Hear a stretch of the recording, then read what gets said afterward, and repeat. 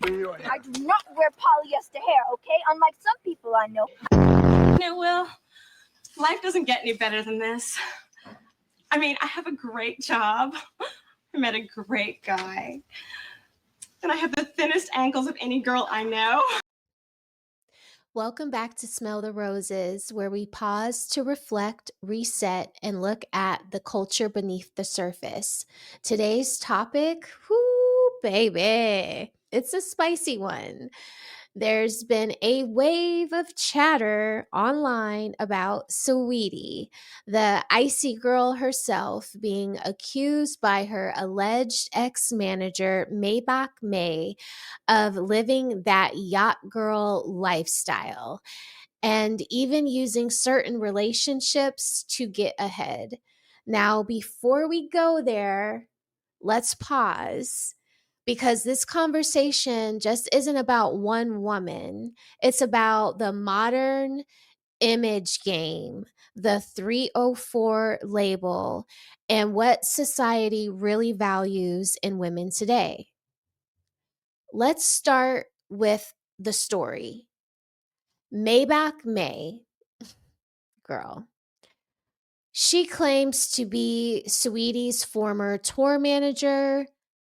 She says it. She went on social media accusing her of unpaid debts and using a soccer star named Jadon Sancho for money. Then came the explosive claim that she was living that yacht girl life, which is basically a coded way of saying she was being paid for that cuda cotta. Now, Saweetie has denied all of it. She says the claims are false, defamatory, and that the person never really worked for her.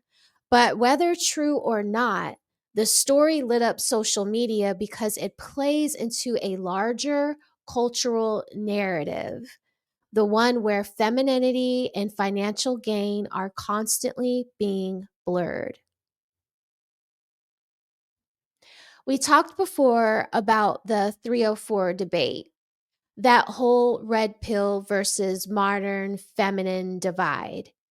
On one side, you have people saying she's just hustling, playing the game.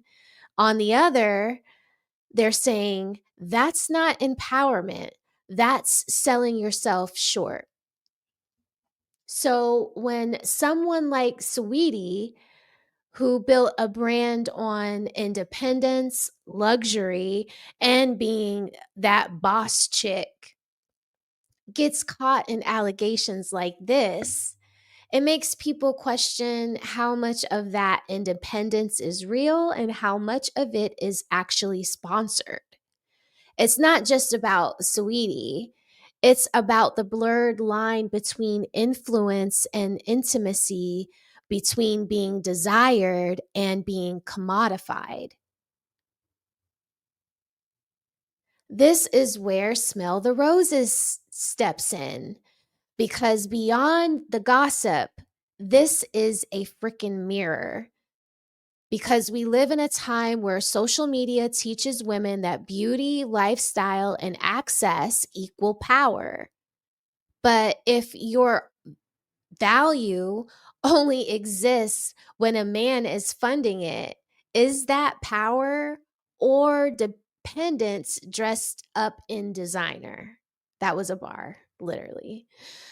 And fellas, also, this affects you too, because the same culture that tells women to get the bag often tells men their worth is only measured by how much they can spend. Everyone's being marketed a fantasy, and everyone ends up exhausted in the end. So, what's the takeaway? Rumors will fade, but reputation sticks. Whether you're Saweetie or someone building your brand from the ground up, image matters, but integrity lasts. Don't sell authenticity for aesthetics. Before you chase a luxury, make sure your peace and principles are paid in full. That's all for today's episode of Smell the Roses. Remember, don't just scroll the story, study it, because what we normalize becomes our reality. Until next time, keep blooming where you're planted. This is just a side note that I want to put into the video. Maybach Mayy shows what classlessness really looks like by trying to expose someone else's private life for clout. I just want to say that. As a young lady, turning personal business into public drama, that isn't courage, it's opportunism. Respect isn't earned by airing out someone else's alleged mistakes.